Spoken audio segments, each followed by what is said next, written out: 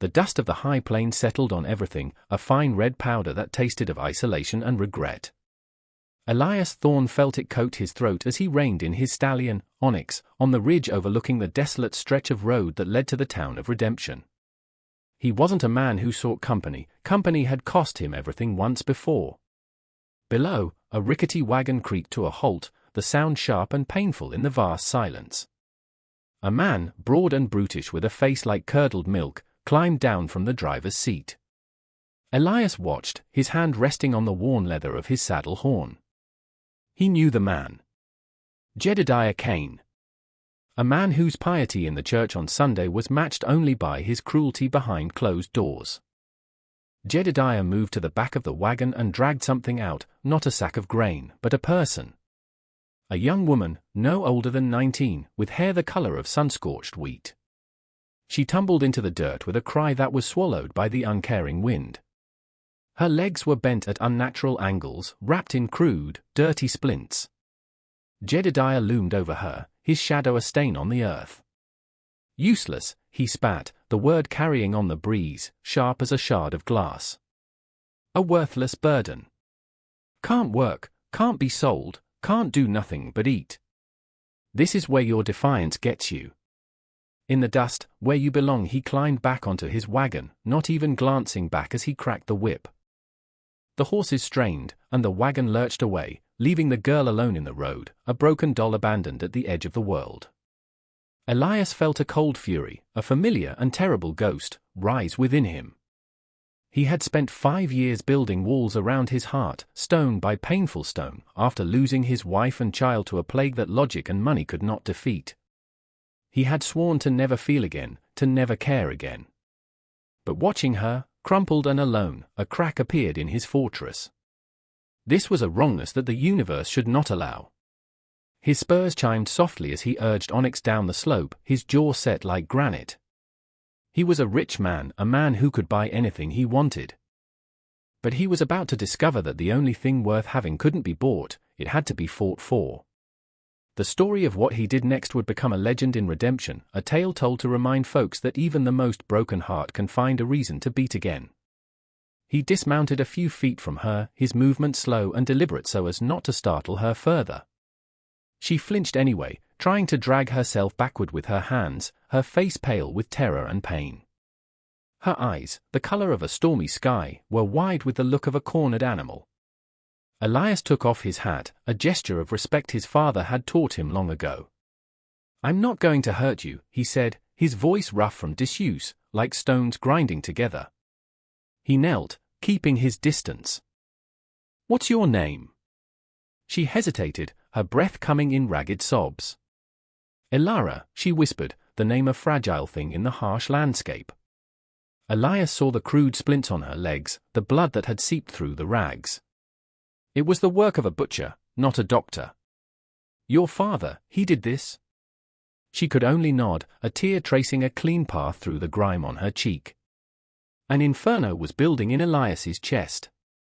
He had seen evil in his life, in card sharps and cattle rustlers, but this was different. This was the intimate evil of a man breaking his own kin. He unstrapped the canteen from his saddle. "Here," he said, offering it to her. She drank greedily, the water spilling down her chin. Just as she handed it back, the thunder of hooves echoed down the road. Jedediah Kane was coming back, his face a mask of sour fury. He'd likely remembered a tool or some other triviality, his mind too small to grasp the enormity of his own cruelty.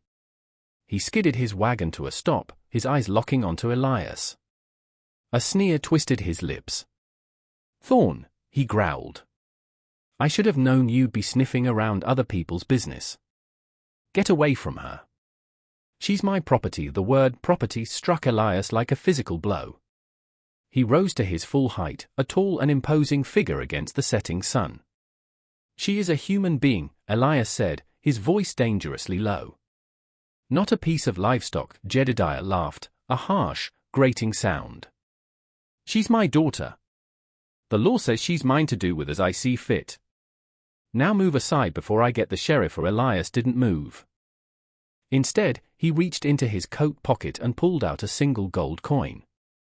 It gleamed in the dying light. "You see her as property," Elias stated, his voice ringing with cold command. "Then I'll treat this as a business transaction. I'm buying her." He tossed the coin through the air. It landed in the dust at Jedediah's feet, a bright yellow eye staring up from the dirt. Jedediah's face went from smug to purple with rage. The insult was profound, public, and unforgettable. To be paid a pittance for his own daughter, as if she were a lame horse. He stared from the coin to Elias, then to Elara, his mind calculating. The gold was more than he'd get for her anywhere else now. He spat on the ground. "Fine," he snarled. "Take the broken thing. She's your burden now." With that, he wheeled his wagon around and galloped away, leaving the coin and his humanity glinting in the dust.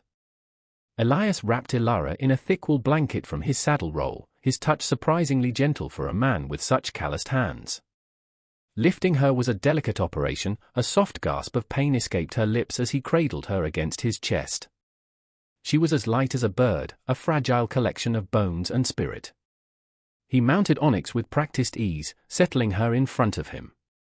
Her head rested against his shoulder, and he could feel the faint tremor of her shivering, a vibration that seemed to travel straight into the hollow space where his heart used to be. The ride to his ranch, the sprawling Shadow Creek spread, was silent.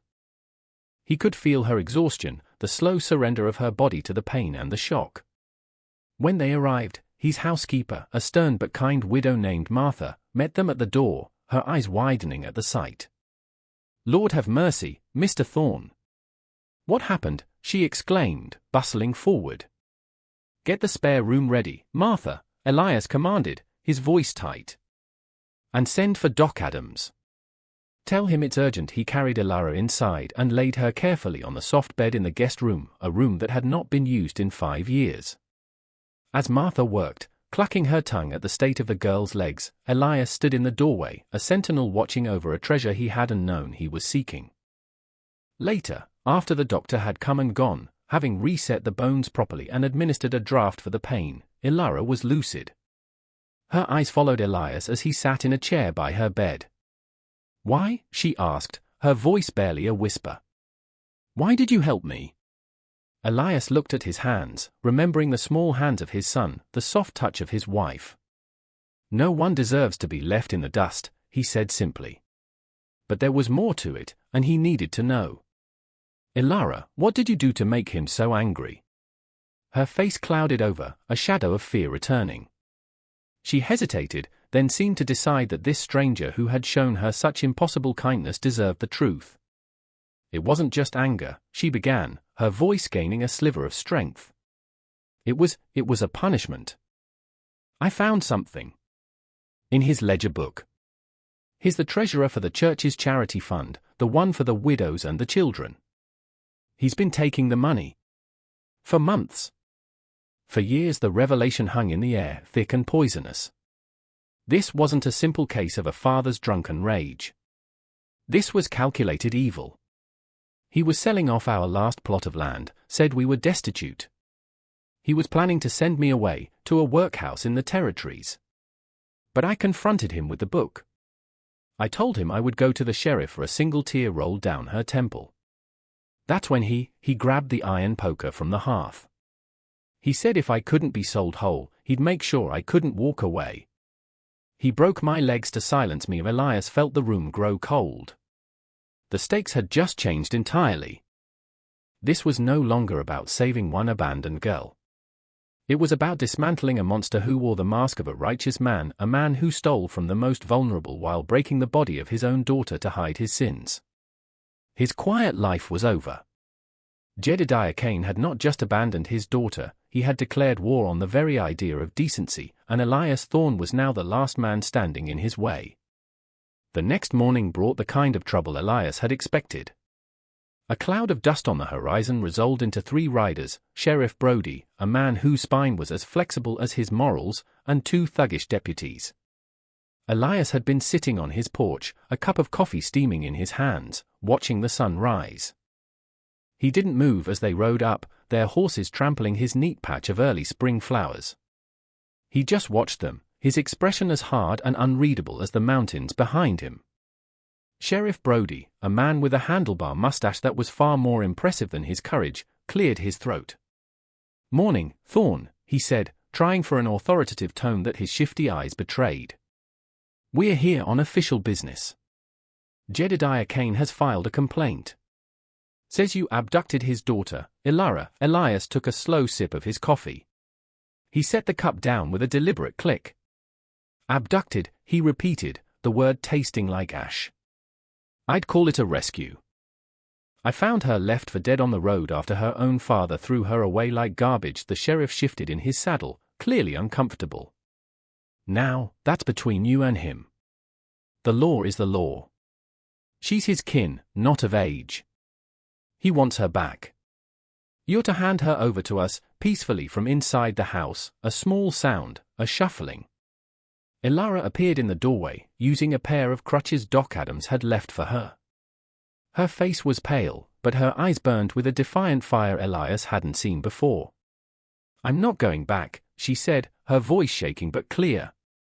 "He'll kill me." Sheriff Brody's gaze flickered towards her, then quickly away, unable to meet the force of her truth. "That's not for me to decide, Missy," he mumbled. "Thorne, I'm not asking again. Give us the girl, or I'm placing you under arrest for kidnapping." The moment stretched, taut and fragile as a spider's thread. Elias stood up. He didn't reach for the rifle leaning against the doorframe, not yet. His power came not from the gun, but from the unshakable certainty of his position. He was on the side of right, and he hadn't felt that in a long, long time. The sheriff and his men were the law, but they were enforcing a lie. Elias stood between a broken girl and a monstrous father, with a corrupt system backing the monster. It was an impossible choice: surrender to tyranny to save his own skin, or risk everything, his ranch, his freedom, his life, for one innocent soul. He looked from the sheriff's weak face to Ilara's terrified but determined one. The fate of more than just one girl rested on his next move. What would you do? Stand against the law to protect one innocent soul, or surrender to tyranny to save yourself? Let me know in the comments below what you would have done in Elias's position. Elias's voice cut through the tense air, as sharp and cold as a winter wind. "Sheriff, you and your boys have two options," he said, his eyes locking onto Brodis. "You can turn your horses around and ride back to town, and we can all forget this conversation happened.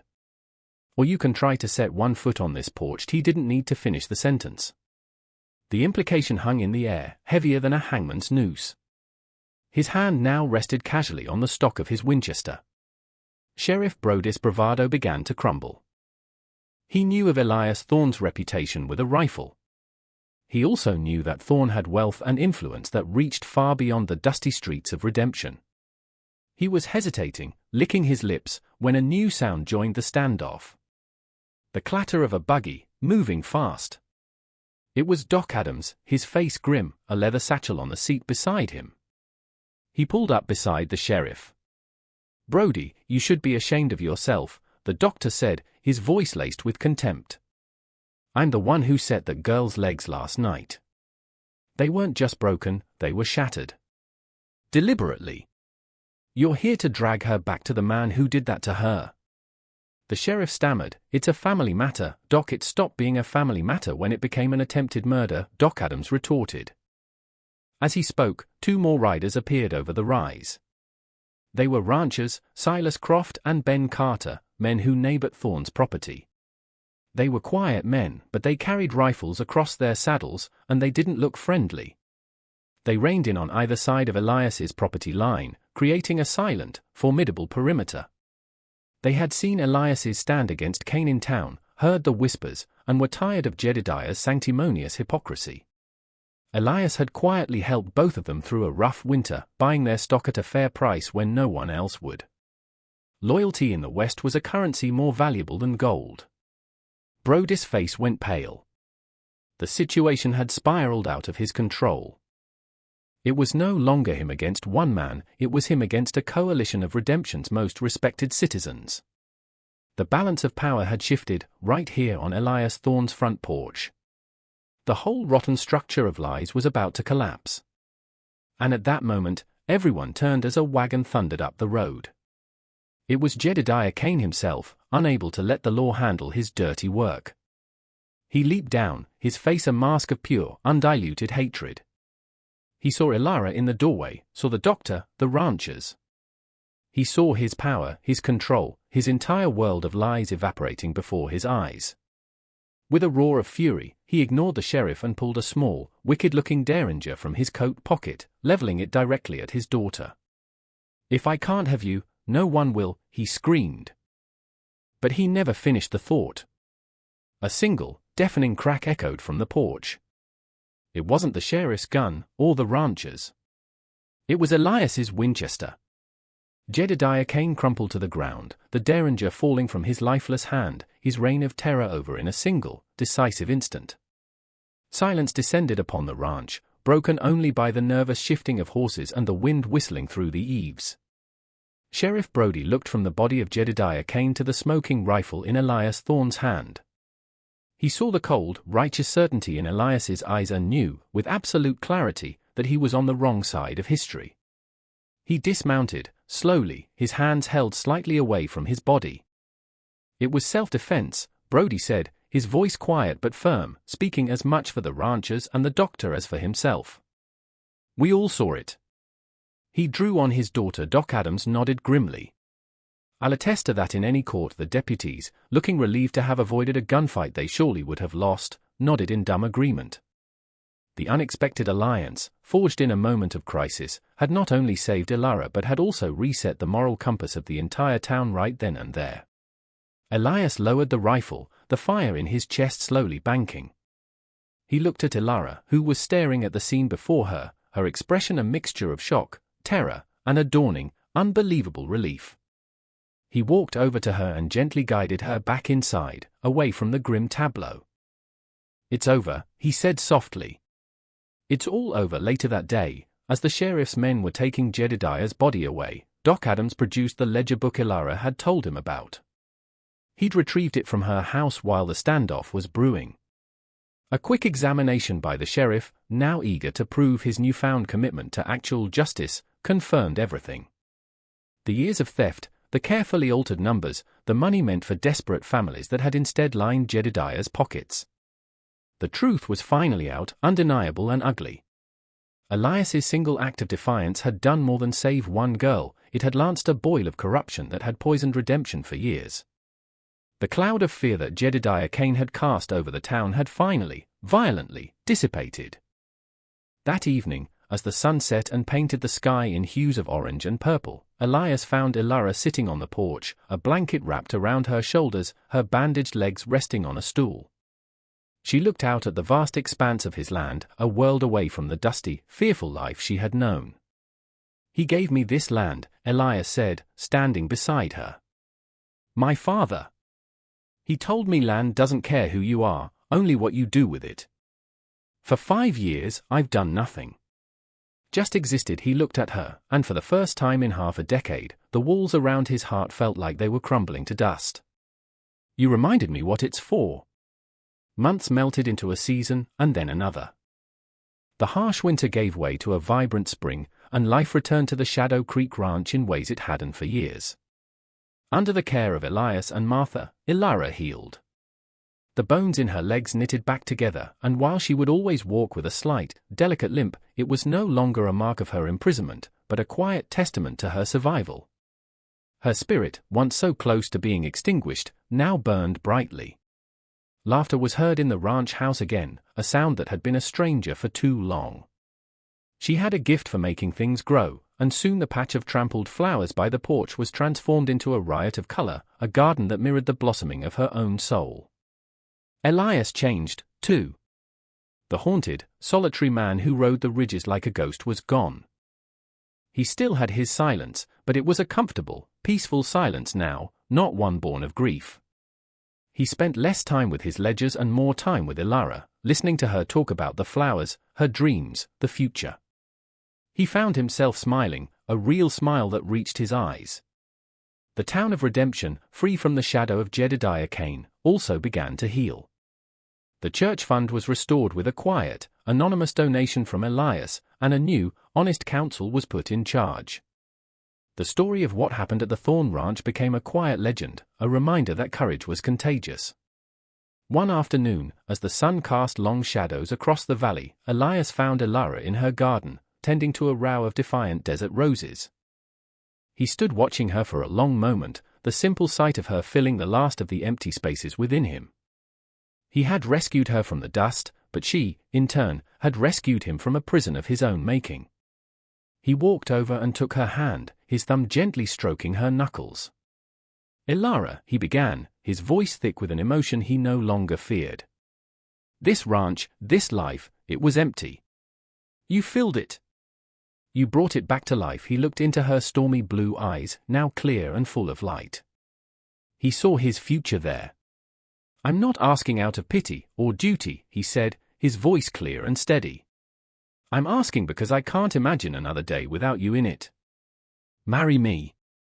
Tears welled in her eyes, but they were tears of pure joy.